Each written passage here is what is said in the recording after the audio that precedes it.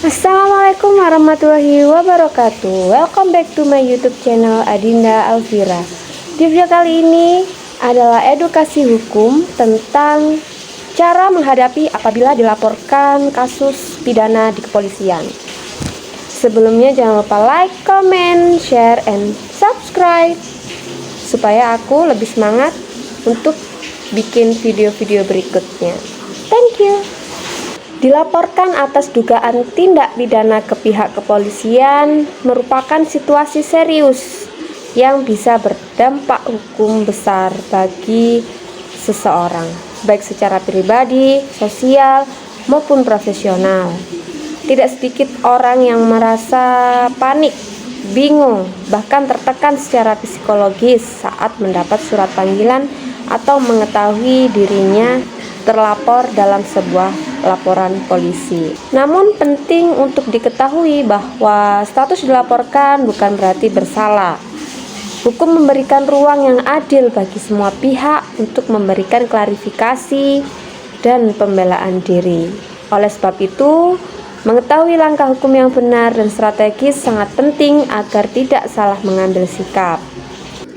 Dasar hukum proses pelaporan dan pemanggilan pidana diatur dalam Kitab Undang-Undang Hukum Acara Pidana atau KUHP, yaitu memberikan kerangka prosedural untuk penyelidikan dan penyidikan pidana, termasuk hak-hak tersangka dan terlapor.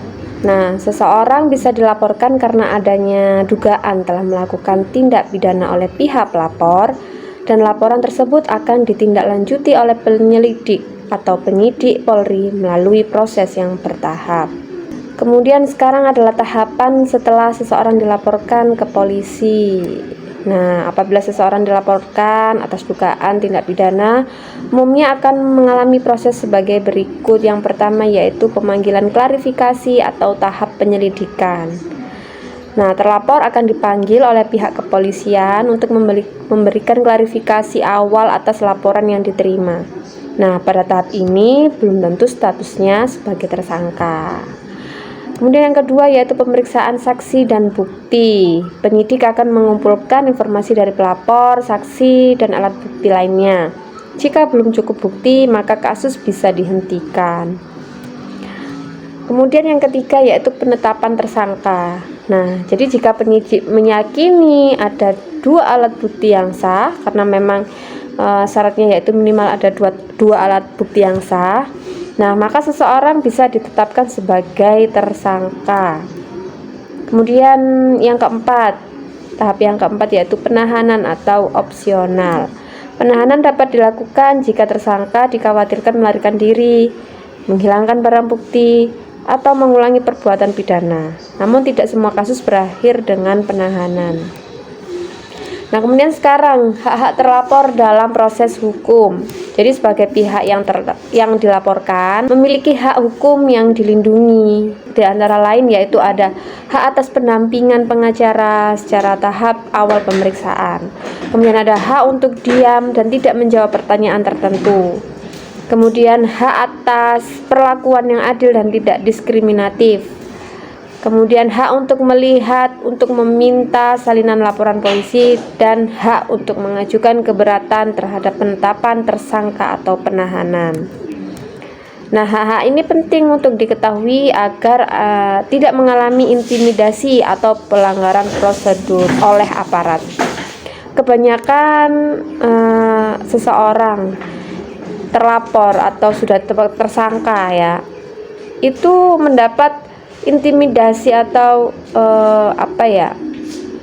hal-hal yang tidak menyenangkan oleh pihak aparat atau kepolisian, sehingga disarankan agar ada yang mendampingi seperti itu. Nah, yang bisa mendampingi siapa? Yang bisa mendampingi yaitu hanya seorang pengacara atau penasihat hukum.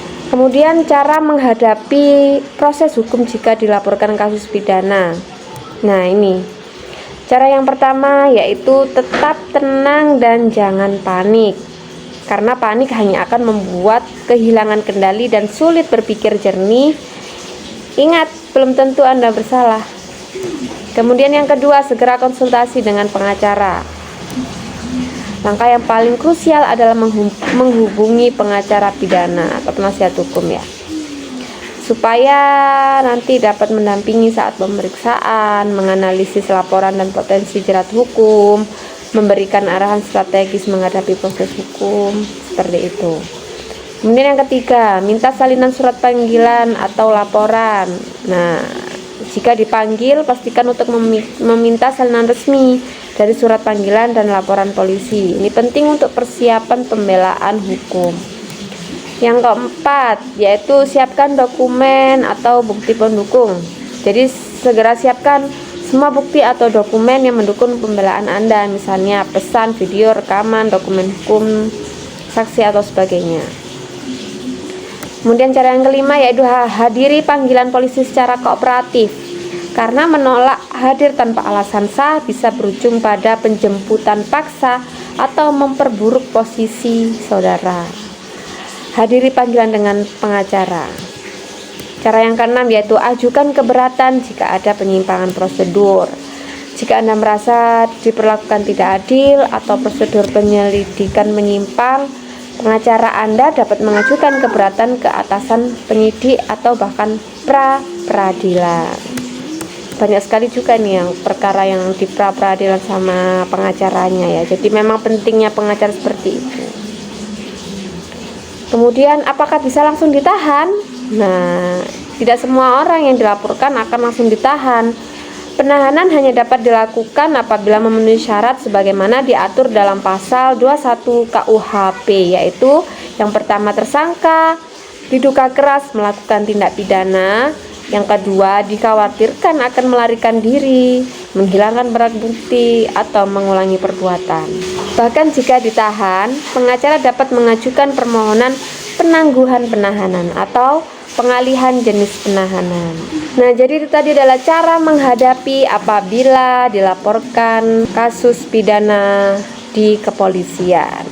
Semoga bermanfaat buat saudara. Terima kasih telah menonton video saya dari awal sampai akhir. Jangan lupa like, comment, share, and subscribe. Thank you very much for watching and I will see you in my next video. Bye!